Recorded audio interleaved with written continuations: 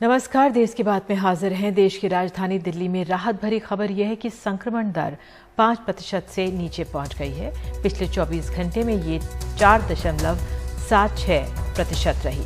4 अप्रैल के बाद पहली बार इतनी कम संक्रमण दर जो है वो दर्ज की गई है। WHO यानी विश्व स्वास्थ्य संगठन के अनुसार 5% से नीचे संक्रमण दर एक सुरक्षित स्तर है। लेकिन दिल्ली के बाहरी इलाकों के लिए परेशानियां बनी हुई हैं। दिल्ली के दक्षिणी पश्चिमी जिले में एक साल के भीतर 2,25,000 लोगों की मौत हुई है और 2.5 लाख से ज्यादा लोग संक्रमित हो चुके हैं। लेकिन इसके बावजूद 100 बेड के एक सरकारी अस्पताल का 15 साल में 4 बार शिलान्यास होने के बावजूद अब तक वो शुरू नहीं हो पाया है।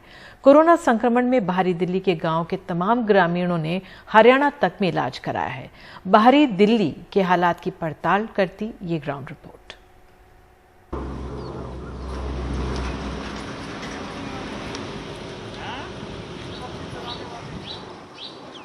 दिल्ली के दक्षिणी पश्चिमी जिले में हरियाणा से सटे ईसापुर गांव में सन्नाटा पसरा है। गलियां वीरान हैं और चौपाल सूनी है। एम्स में डॉक्टर उमेश के घर 15 दिन के भीतर 3 मौतें हो चुकी हैं। 26 अप्रैल को जब उनके दादा कोरोना संक्रमित हुए तो दिल्ली में बेड की कमी से उन्हें हरियाणा ले जाया गया। लेकिन पहले दादा, दादी और फिर 48 साल के उनके पिता की कोरोना से मौत हो गई। कोई सर्वे करने नहीं आया। 15 दिन के अंदर अंदर मेरे ताऊ जी, दादा और दादी दोनों एक्सपायर हो गए, तीनों। अच्छा। और डिपार्टमेंट से कोई सर्वे के लिए नहीं आया। अच्छा। नहीं कोई टेस्टिंग वगैरह बंद हो गया, टेस्टिंग भी 1 महीने से। ईसापुर गांव के प्रधान तेज सिंह किराए पर चल रही ये छोटी सी डिस्पेंसरी दिखाते हैं। यहाँ टेस्टिंग अभी हाल में शुरू हुई है, लेकिन एक डॉक्टर के भरोसे 4 गांव की डिस्पेंसरी चल रही है। 200-250 आदमियों से प्लस है जो जिसके बुखार वगैरह चल रहे हैं। अच्छा। जो 200-250 आदमियों से प्लस भी हैं। अच्छा। और कुछ सावधानी बरतनी पड़े। आप तो थोड़ा गांव में मनादी वगैरह कराओ। हाँ। जागरूकता आप पहुंचवाओ। अच्छा। तो कोशिश तो उन्होंने काफी की है। अच्छा। गाँव वालों ने की है। कितने लोगों की डेथ हुई होगी? मेरे हिसाब से 26 आदमी गुजर गई थी। कितने दिनों में? ये 20-22 दिन में।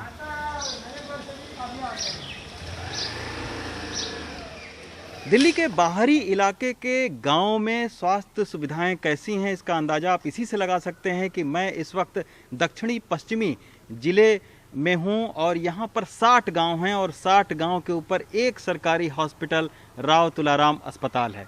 अब हम आपको लेकर चलते हैं एक ऐसे अस्पताल में जिसका शिलान्यास 4 बार हमारे नेता कर चुके हैं, लेकिन फिर भी 100 करोड़ रुपए की लागत से बन रहा ये अस्पताल अब तक तैयार नहीं हो पाया है।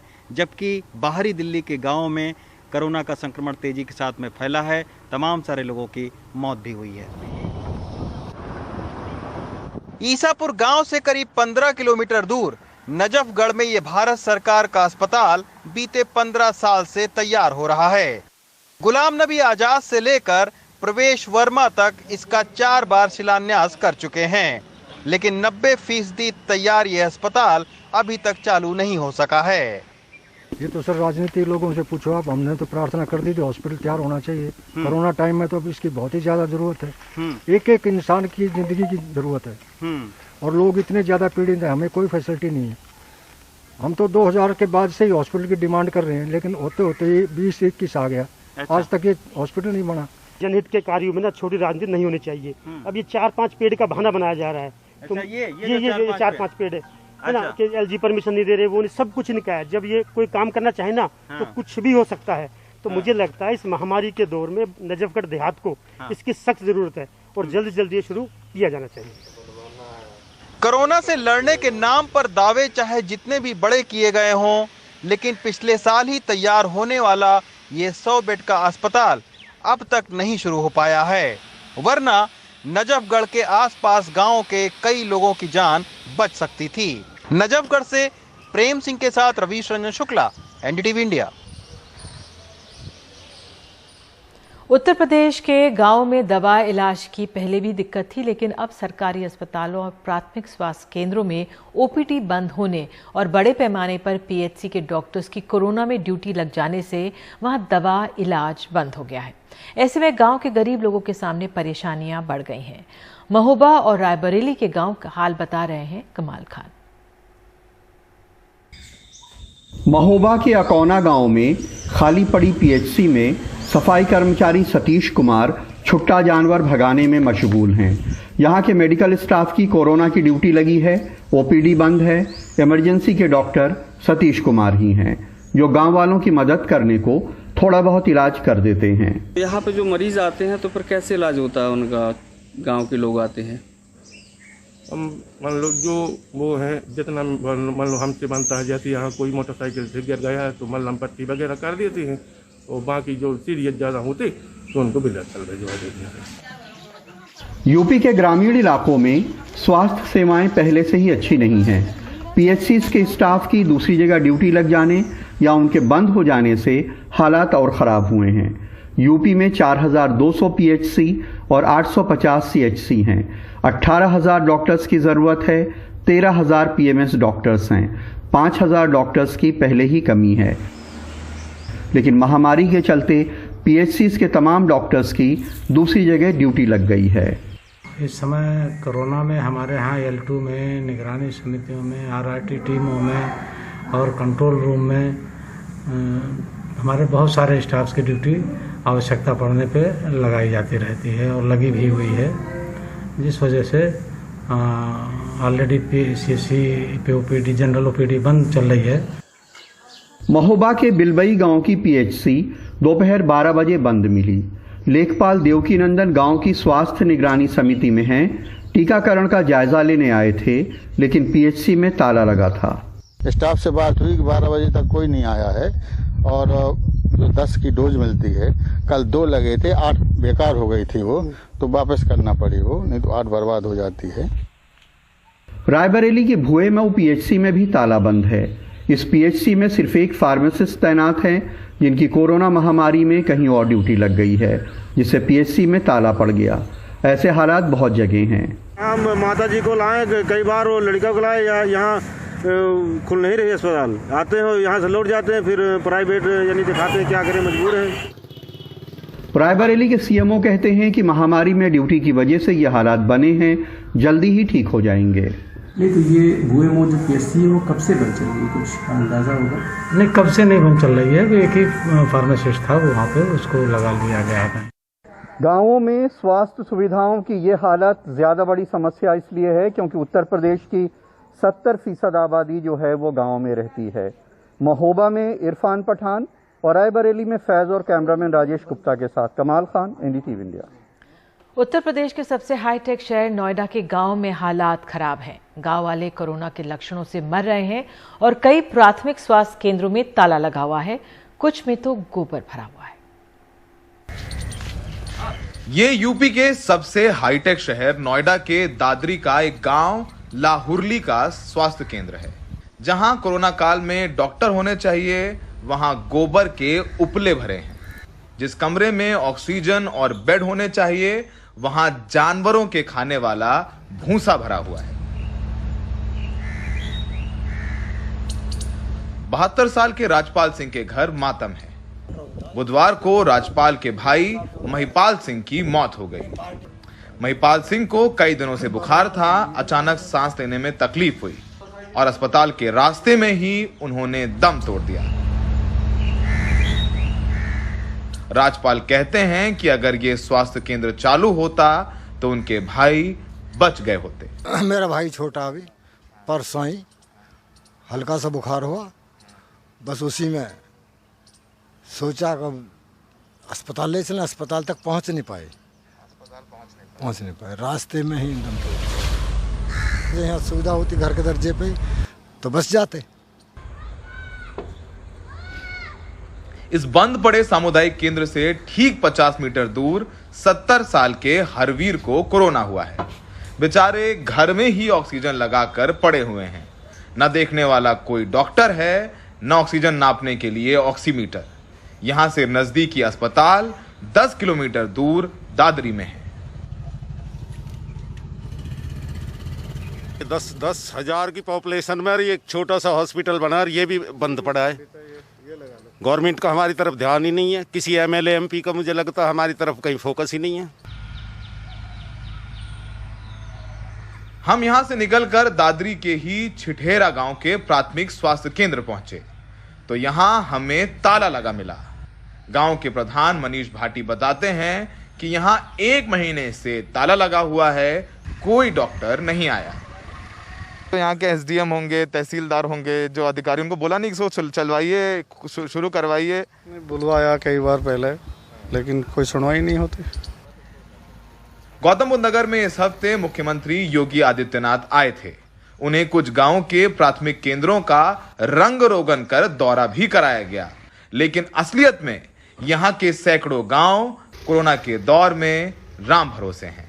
तुम्हारी फाइलों में गांव का मौसम गुलाबी है, लेकिन हकीकत में यहाँ पर गोबर कूड़ा करकट है प्राथमिक स्वास्थ्य केंद्र में, और यहाँ के गांव वालों का कोई माई बाप नहीं है। सहयोगी सचिन गुप्ता के साथ दादरी से सौरभ शुक्ला, एनडीटीवी इंडिया। और एनडीटीवी की खबर का बड़ा असर सामने आया है। हमने दिखाया था किस तरह से मध्य प्रदेश के आगर मालवा जिले के निपानिया गांव में किस तरह से 1 महीने के अंतराल में 20 से अधिक लोगों की मौत हो गई। लोग झोला छाप डॉक्टर्स और टोने टोटके के भरोसे थे, लेकिन सरकारी अस्पताल जाना मुनासिब उन्होंने नहीं समझा। अब खबर दिखाए जाने के बाद स्वास्थ्य विभाग का अमला सक्रिय हुआ और पूरे गांव में स्वास्थ्य जांच करने पहुंच गया। अभी तक भी कोई भी बच्चा भी नहीं आया था, अभी तक बिल्कुल समाज का और कोई भी है, डर के मारे कोई भी नहीं आ रहा है। गाँव का माहौल है सर, डर है उनके अंदर। यदि कोरोना पॉजिटिव पाया गया तो फिर वहीं पे भर्ती करेंगे और मरने के बाद लाश नहीं देते हैं। हमारे रूटीन में सब जगह चेक हो रहा है और जैसे संज्ञान आता है हम पूछते हैं। कोई स्वास्थ्य विभाग का सर्वे करने के लिए अपने कोई भी नहीं आया। यहाँ के लोग कोरोना से डरते हैं कि वहाँ अस्पताल में जाएंगे, सरकारी अस्पताल में तो कोरोना बता देंगे। किल कोरोना अभियान को और गति दी गई है। हमारे गांव में है ना, डेली कोई सा दिन छूटता होगा जिस दिन किसी की मौत नहीं हुई। गुरुवार को जब एनडीटीवी ने प्रमुखता से निपनिया बैजनाथ गांव में हो रही लगातार मौत और गांव के लोगों में झोला छाप डॉक्टर के प्रति भरोसे को और रोग से निपटने के लिए टोना टोटका के सहारे की खबरों को दिखाया तो अधिकारियों की गाड़ियां सरपट दौड़ने लगीं। सुगनबाई की मौत कोरोना के कारण हो गई थी, मगर उनकी मौत के बाद घर पर न तो सैनिटाइजेशन हुआ, न ही स्वास्थ्य जांच। अब विभाग की पूरी टीम पूरे परिवार का सर्वे करने के लिए आई है। सुगनबाई के पति चंद्रलाल अब संतुष्ट हैं कि उनके परिवार की जांच हो गई और उन्हें अब कोई बीमारी नहीं है। टीवी पे खबर दिखाने के बाद आए 21 तारीख पे, है ना? इतने दिन से नहीं आए? इतने दिन से नहीं आए। तो आपको संतुष्टि है आज? बिल्कुल संतुष्टि है। किस तरह की संतुष्टि आज लग रही है आपको? बहुत अच्छा लग रहा है साहब, सब तरह से, क्योंकि अपने को कोई बिल्कुल नॉर्मल है। स्वास्थ्य अधिकारियों ने स्वीकारा कि एनडीटीवी पर खबर दिखाए जाने के बाद वो सक्रिय हुए। किल कोरोना अभियान में लगी टीम को और ज्यादा अच्छे तरीके से काम करने के लिए उन्होंने निर्देश दिए। स्वास्थ्य जांच के साथ ही गांव में टीकाकरण करने पर अधिक जोर देने की बात स्वीकार की और झोला छाप डॉक्टरों पर भी कार्रवाई शुरू हो गई। मेरे पास जो मोबाइल में मैसेज आया है कि एनडीटीवी में बताया गया है कि वहाँ पे इस तरह भ्रांतियाँ हैं। भ्रांति को दूर करने के लिए मैं टीम के सहित यहाँ उपस्थित हुआ हूँ। जनता को समझाया कि जो आप झोला छाप के पास ना जाए और आप सीधे सरकारी अस्पताल जाए। हमारे किल कोरोना अभियान के जो सदस्य हैं उनसे मिले। सबको मतलब मोटिवेट करना है कि टीका लगवाना बहुत ज़रूरी है, क्योंकि कोरोना वायरस के लिए टीका बहुत ज़रूरी है। जनता को हम बुलाने जाते हैं तो जनता मना करती है, बोले कि हम टीका लगाने के बाद में हमको बुखार आएगा, हम मर जाएंगे, इसलिए टीका हम बहुत विनती करते हैं हाथ जोड़ जोड़ के उनको। राहत की बात है, भले ही मीडिया में आने के बाद स्वास्थ्य अमला सक्रिय हुआ, लेकिन जिस गांव में लोग झाड़ फूंक, टोना टोटका और झोला छाप डॉक्टर के बूते जिंदगी को दांव पर लगा रहे थे, कम से कम अब वहां ऐसी नौबत नहीं आएगी। आगर मालवा से अपने सहयोगी जफर मुल्तानी और भोपाल से कैमरा पर्सन रिजवान खान के साथ अनुराग द्वारी, एनडीटीवी इंडिया। मध्य प्रदेश के प्रशासन का धन्यवाद कि अनुराग की इस खबर का संज्ञान लिया और वहां के लोगों को कुछ राहत मिली है। बहरहाल देश की बात में आगे है, उत्तर प्रदेश के चंदौली में गेहूं के किसान क्यों हैं परेशान।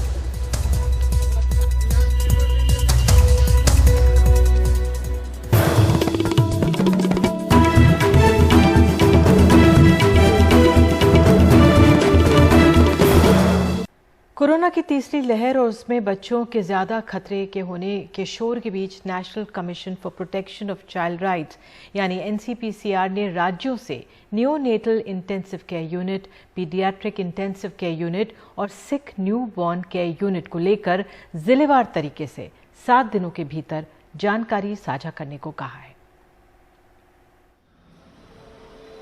दूसरी लहर के बीच ही अब चर्चा कोरोना की तीसरी लहर को लेकर होने लगी है।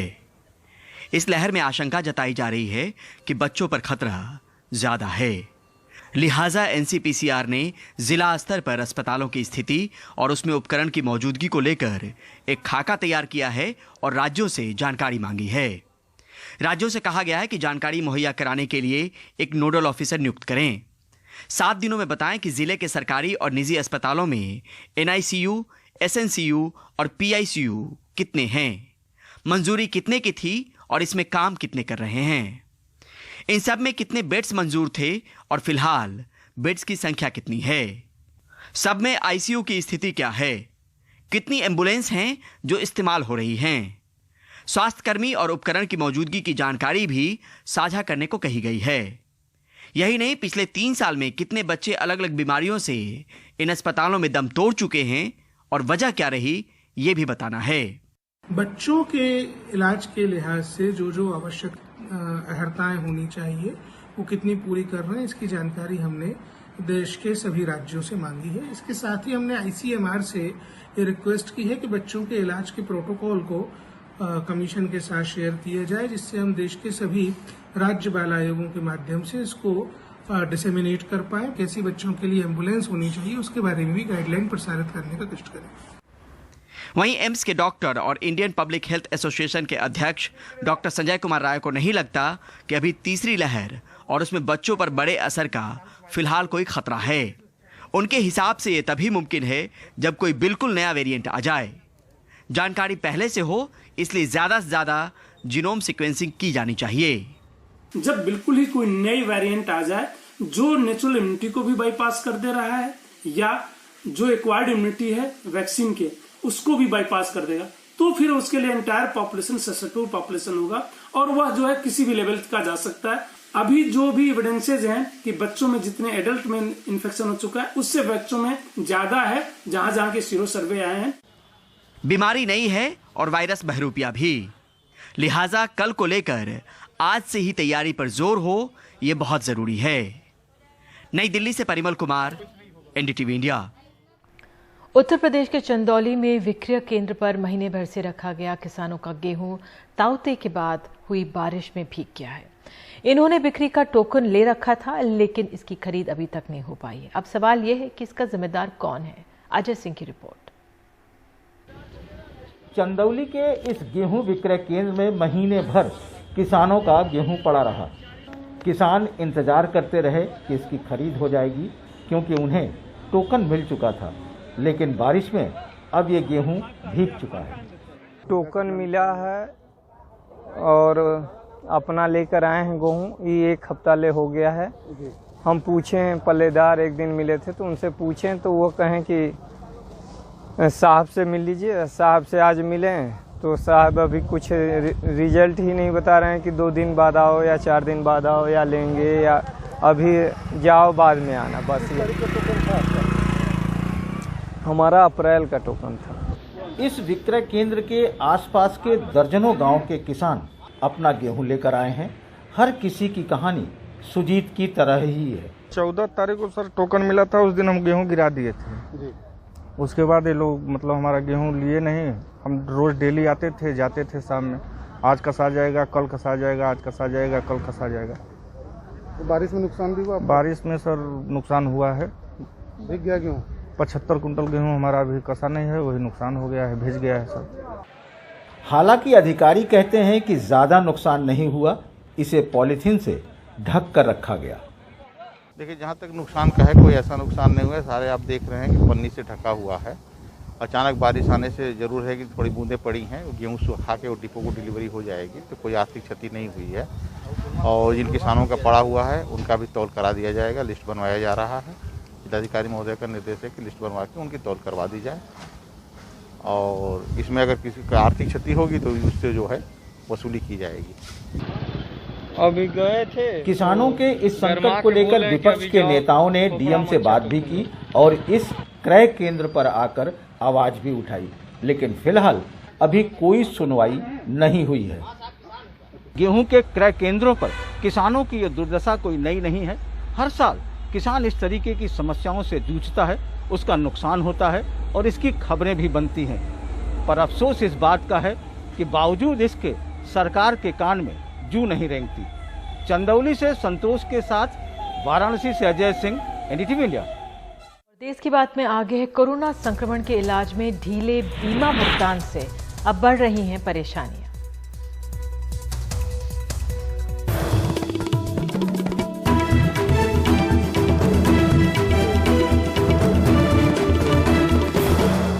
कोरोना संक्रमण के इलाज ने कई परिवारों का आर्थिक संकट भी बढ़ा दिया है। अस्पतालों के बड़े बड़े बिल के निपटारे के लिए बीमा पॉलिसी कुछ राहत का सबब बन सकती थी, लेकिन मुश्किल ये है कि बीमा कंपनियों ने महामारी के दौरान आए दावों में से मुश्किल से आधों का ही भुगतान किया है। सबसे ज्यादा प्रभावित राज्यों में तो भुगतान की रफ्तार ज्यादा ढीली है।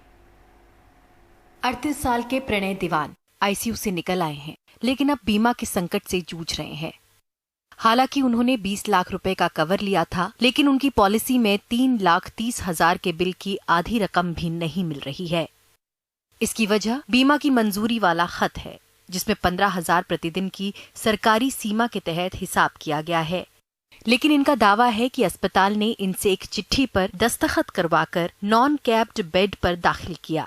दीवान की पत्नी भी आईसीयू में है। एक तरफ उनका ख्याल भी रखना पड़ रहा है और ऊपर से ये चिंता भी सता रही है कि बीमा पॉलिसी से उनका बिल भी नहीं भरा जा सकेगा।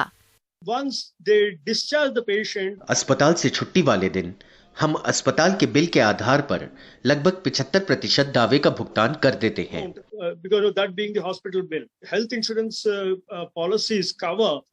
बीमा कंपनियां सही और मुनासिब खर्च का ही भुगतान करती हैं। जब मुनासिब और असली खर्च में अंतर होगा तो भुगतान में भी ये अंतर दिखेगा।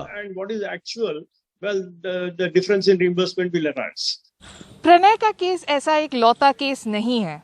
जनरल इंश्योरेंस काउंसिल ने जो डेटा कंपाइल किया है, उसमें साफ साफ दिखाई देता है कि कोरोना महामारी के दौरान, उसके सेकेंड वेव के दौरान हेल्थ इंश्योरेंस क्लेम्स तो बढ़ गए हैं, लेकिन उनमें से बहुत ही कम क्लेम्स सेटल किए गए हैं।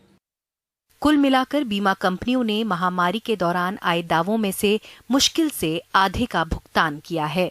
23,700 करोड़ में से बस 12,000 करोड़ का ही भुगतान किया गया है। जनरल इंश्योरेंस काउंसिल के आंकड़ों से पता चलता है कि तमिलनाडु और कर्नाटक जैसे बुरी तरह प्रभावित राज्यों में भुगतान आधे से भी कम हुआ।